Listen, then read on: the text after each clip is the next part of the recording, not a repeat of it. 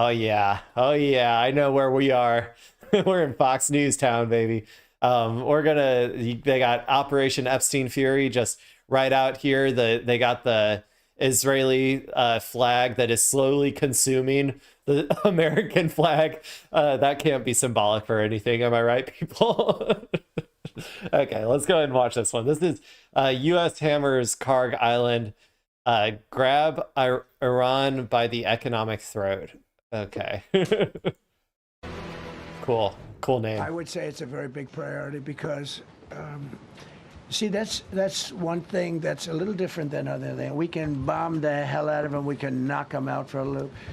But to close the strait, all you need is one terrorist that somehow has a truck loaded with, because you can carry them in trucks, large trucks, a water mine, drop them in the water. Well, that, but also you just need one drone. Like if they just have one drone, which estimates are that they have hundreds of thousands of them. If they just have one drone that they can send, then they can shut it down. Like that's all they need.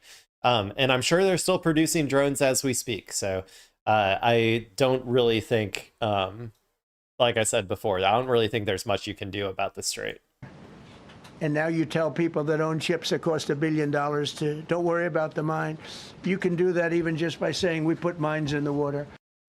Right now, deadline day in Iran, the terror regime has a little more than 12 hours to reopen the Strait of Hormuz or get blown up to the Stone Ages. As moments ago, Iran state media reporting the IRGC threatening to strike U.S. infrastructure and withhold oil and gas for years. Our next guest knows all about fighting the war on terror in the Middle East. Retired Navy commander and former USS Cole Fighting commander. the war, you mean losing the war on terror? Creating more quote unquote terrorists than there have ever been before the war on terror? You mean that war that we objectively lost in its entirety? Okay, cool. Let's see what he has to say. I'm sure he'll have great takes. I'm sure that he'll take all of the stuff, all of the failures of the war on terror, all of the terrible things that we did that created more terrorism all across the world, that just essentially multiplied it like tenfold and spread it throughout the entire region. Yeah, I'm sure that he's learned a ton from those failures, and he's not just going to repeat all of the exact same shit for this one. Yeah, let's see. Kurt Lippold joins us. And Commander Lippold, thank you for your insight. You just heard President Trump talking there about a small mine could do so much damage and paralyze that strait. You well know Iranians likely behind the attack on the Cole. Talk me through the dangers that Iran still poses to the strait. Well, good morning, Griff. And one of the issues you have to look at is not only the mines themselves, but to a degree, it's also information warfare. The fact that they can announce they even have that capability is enough to give ships pause. And what you're seeing the Iranian regime do is actually throttle and control an international waterway, which cannot be allowed. I mean, the bottom line is, regardless of how other nations feel about President Trump's correct decision to attack Iran, to make them accountable for what they have done for decades in killing thousands and in building and trying to build a nuclear weapon with ballistic missiles. The bottom line is that strait needs to be opened. And he is absolutely correct in saying, we will do whatever it takes to get the Iranians to have free passage of ships through the Strait. So, okay, but yeah, so that's the whole outline of the international world order that was created after World War II, was that America was going to be responsible for securing all of the waterways for free trade. Like that was how it was. It wasn't some global thing. It was America will be in charge of securing all the waterways. So it's not really up to anybody else. It's up to you guys. It's up to America to do that. The other people aren't going to do that, like, because obviously if America can't do it, then nobody can. So yeah, I don't know. I don't know what he's trying to say. And other areas in the Middle East. You were in command of USS Cole when a small boat of Iranian-backed terrorists simply came up to the ship and caused the devastation and death that they did. How difficult will it be to stop something like that happening in the strait now? Well, I think what you have to look at, Griff, is first I would have to make one minor correction, and that is that it was Al-Qaeda when they did it, but it's clearly... Yeah, I was going to say, he said Iranian-backed. Al-Qaeda and Iran were like... like didn't they go to war with each other? Weren't they on the opposite sides of conflict? Like, yeah, that seems like that just seems completely wrong. I was trying to look it up because I was thinking that that wasn't Iran. Like, I was pretty sure it wasn't like Hamas or Hezbollah or the Houthis or anything that did that. And yeah, it was Al Qaeda. So they just got that completely wrong. Already been proven that Iran and Al Qaeda work together and supported What? each other. That's What? where you get the thread connecting the two of them together. But Wait, what? Am I wrong? Iran. Qaeda war.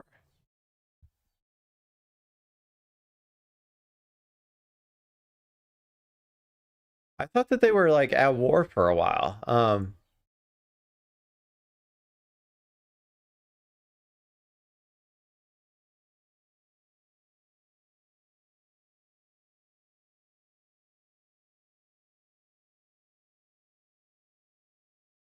Yeah, I don't know. I guess maybe there's a complex relationship between them. The article that I just read is like Iran's allies and proxies are often at war with Al Qaeda, but at the same time they host senior Al Qaeda leaders.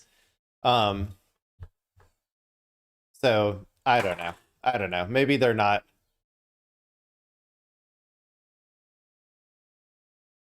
Because yeah, because Bin Laden, I thought went to war with Iran. I don't know. Maybe I'm or not Bin Laden. Saddam. I don't know. I get all of them. I get it all pretty confused in my head. So I don't know. I don't know it. Uh, I need to probably read more up on that. But okay. at the end of the day, that boat coming up to USS Cole, we had nothing in our intelligence community at all to indicate that we were going to face the threat of a waterborne improvised explosive device. Today, what really has to happen is we need to create the conditions for persistent surveillance over the Strait of Hormuz and off the shores of all those small islands, Larak, Kesh, and others, to ensure that if anything comes out from there, or we see any preparations to launch, mines or otherwise, they should be absolutely destroyed and done quickly. So having that capability exist has got to be a priority for the administration. And it has been part of the war plan, but now we're seeing where it has to actually be implemented. How are you going to do that though? How are you going to do that? Because they're already currently in the process of destroying like all of America's bases and surveillance and GPS like stations and all that sort of stuff, like targeting bases. They're destroying the shit out of them all across the region. Like, I don't understand how you're gonna do this. But oh, hello, Mem. Thank you for technically watching your stream. I hope you're technically enjoying it. How important is it that Gulf states who seem to be indicating they may be willing to help open the strait, and also NATO countries, how important is it that other countries help us? I think at this point, it's absolutely critical. Again, going back to what I said, whether you agree or disagree with the decision to move forward with this conflict, with President Trump being absolutely right in doing it. If not now, when? And if not, how many lives? Give me a number. But at the end of the day, these other countries becoming involved, NATO, the Middle East countries. That's not the deal. That's not the post-World War II deal. The deal was that America would secure the international waterways around the world. That was the deal that everyone bought into. That is why they all signed on to becoming vassals, like nice little vassals for America, buying into global capitalism, hollowing out their manufacturing, all of them kind of following America, like good little dogs. That was the whole deal, was that they would all support America and everything it does in all political situations. And in exchange, America would secure the international waterways. So if America can't do that anymore, then that entire post-World War II order that they have created, that we have created, that we have set up for ourselves, starts to look a lot more dicey. And people start to look at other world powers to maybe help create peace and stability across the region, as opposed to America, if America is no longer capable of doing it. That was the deal that we made in the post-World War II order. it proves to their benefit, because if that strait's open, you have the free flow of maritime traffic and oil from the Middle East, as well as other products and goods. That is going to be good, not just for the Middle East and Europe. It is going to be good for the world, because it also sends a signal to China that what they're doing in militarizing those islands in the South China Sea will not be tolerated if they use that for a power projection purpose to try and control that region of the world. Okay, come on. We don't have to pretend anymore, right? Like, we all know America would not be. America can't even defeat like Iran right now in a foreign war or whatever. Like, do you really think that America could do jack shit for Taiwan at this point? Like, come on, we can stop pretending, I think, at this point. Like, we can stop pretending. America is already like out of all of their missile interceptors. They produce like what, like 10 of their whatever they're called. I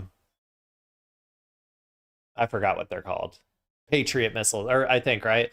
They create like 10 of those a year or something. Like, you know, I think that we can stop pretending like America would be able to do like jack shit if China decided to militarily take Taiwan. Okay. World following an invasion of Taiwan. We've got to go, but quickly, why isn't China or India, some of the other customers that are the biggest users of this strait, helping clear it? I think, quite frankly, when you look at China, that's still a brutal communist dictatorship. They have proven themselves again and again to not be a competitor or an adversary, but in fact, an enemy of the United States. They have aided and abetted Iran. All you have to do is look at some of okay, but the obvious thing is that this benefits them. They're not like all of this stuff is impacting all of the people around them. It's impacting, and to some extent it's impacting them as well, but they can mitigate a significant amount of their energy through solar, through their stockpiles, that they have huge stockpiles or whatever, and they can get energy from elsewhere as well, including Russia. So like all of this is like all of this instability, like China is perfectly primed to benefit from all of it. So that's the primary reason that they're not going to get that involved, is because, yeah, this is fine for them generally. As long as America, like, I don't think they want the American petrodollar to completely crash or anything, which like might happen depending on what Trump decides to do tonight. But yeah, I think that all of this benefits China. So I don't know. It's not because they're like communist or whatever that they're doing this, or they hate America, like that they're just willing to suffer or something. No, they realize that this is beneficial to them from a strategic perspective, like what's happening right now. America's, you know, the meme of America stabbing itself like in the gut or whatever, and then China just looking at them like with a shocked face, like, why are you doing that? Like, that's basically what's happening. With the recent Wall Street Journal articles that support that. And at the end of the day, India doesn't have the power projection capabilities to come all the way to the Middle East to do those types of activities. They are a very good regional power and partner, but at the end of the day, those two countries need to stay on their own. Commander, we've just got confirmation that Fox News confirming that Kharg Island has been hit. How significant is that development? What do you make of that news? I think it's an excellent development. Everything we can do to take down any military capability on that island. Didn't we already hit Kharg Island? Like the military stuff on Kharg Island? Why did we need to hit it again? That's my question. I don't know why we did it. To destroy the IRGC military equipment and the forces there is going to give us an opportunity that, should we choose to exercise and invade that island and actually go on there in order to grab Iran by the economic throat, that is going to be a good thing. That capability has to be eliminated first in order. Yeah, and then Iran just shoots unlimited drones and missiles at you while you just sit on there like sitting ducks for the indefinite future. Yeah, I'm sure that'll go great. In order for us to get those Marines ashore. Retired Navy Commander Kirk Leupold, thank you for your insight and a little bit on that. This dude was bad. He had bad ideas, bad takes. I mean, usually the stooges they bring on are pretty bad. But what was this guy's name again? Maybe I'll rewatch it or something later, but Oh, Kirk Leopold. I need to remember that if I see this dude's face again. Because, yeah, I mean, it's very clear to me that he learned absolutely nothing from his stint in the War on Terror. Like, he learned literally nothing.